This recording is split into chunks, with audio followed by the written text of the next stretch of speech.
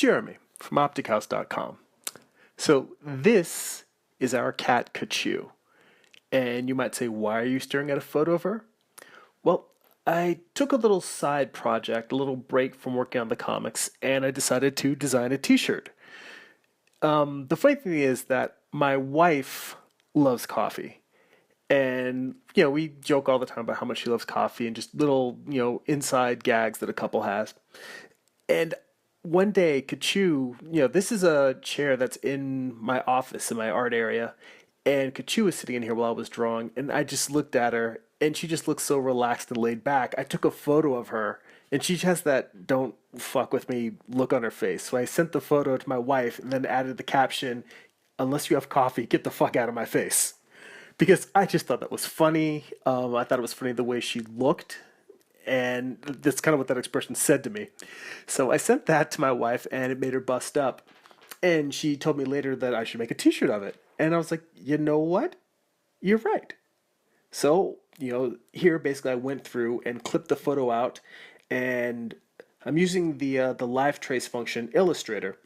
Now the challenge in doing this was getting the level of balance right, because I knew that the dark parts of Kachu's fur would show up.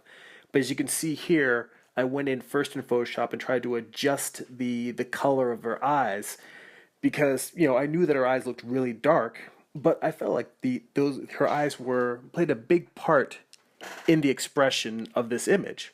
So at first trying to adjust the levels didn't work. So you can see I went back in here and went back into Photoshop and made some adjustments and basically did a little bit of just drawing the eyes in. And yeah, it looks kind of weird and clownish and cartoony here in the photo.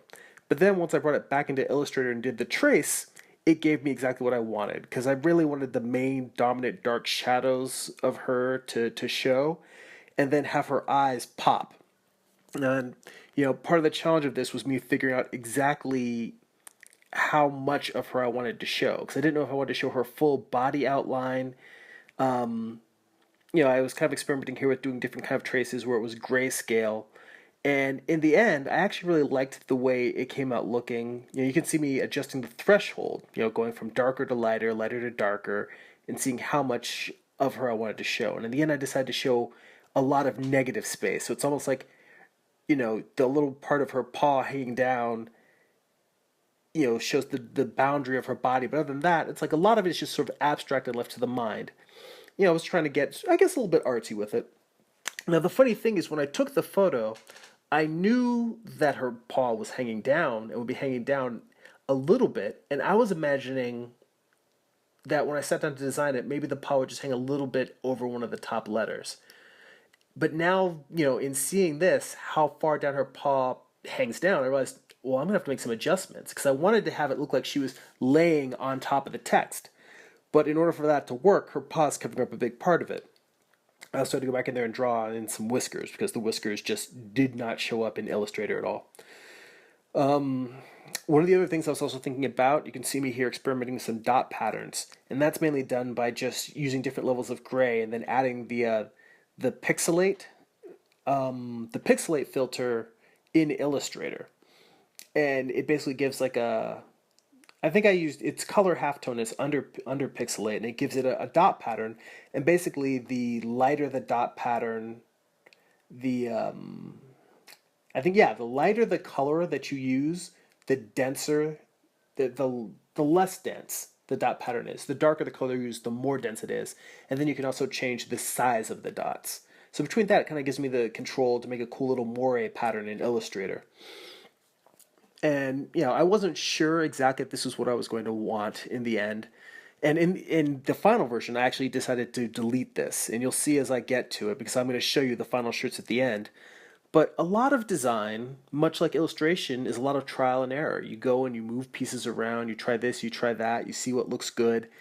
You may have a clear picture of the destination in your mind, but as you go there, like you see, this is me changing the size of the dots, and then going with a little bit darker pattern, lighter pattern. And then finally, just, you can do a thing where you expand, which is when you turn the filter off and it basically renders the dots, and then you can just delete the white from it and use it like a vector dot pattern.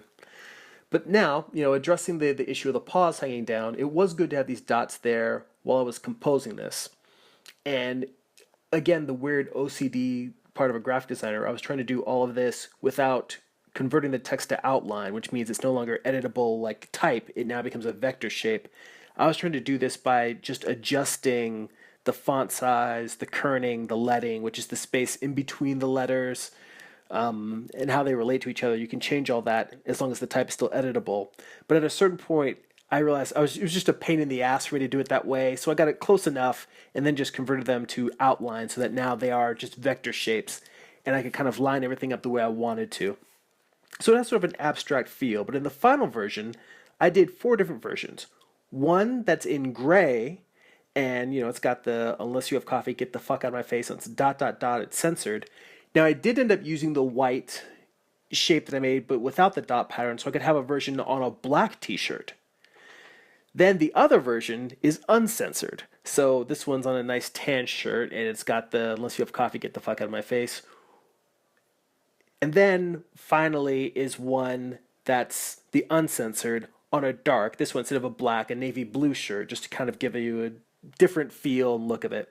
Anyway, all these shirts are available on my website, optichouse.com. There'll be a link in the description below. That's it for now. Check out my website, optichouse.com. If you enjoy these videos, please share them. Also, sign up for my weekly newsletter to get a free digital download and see what else I'm working on. Go be creative.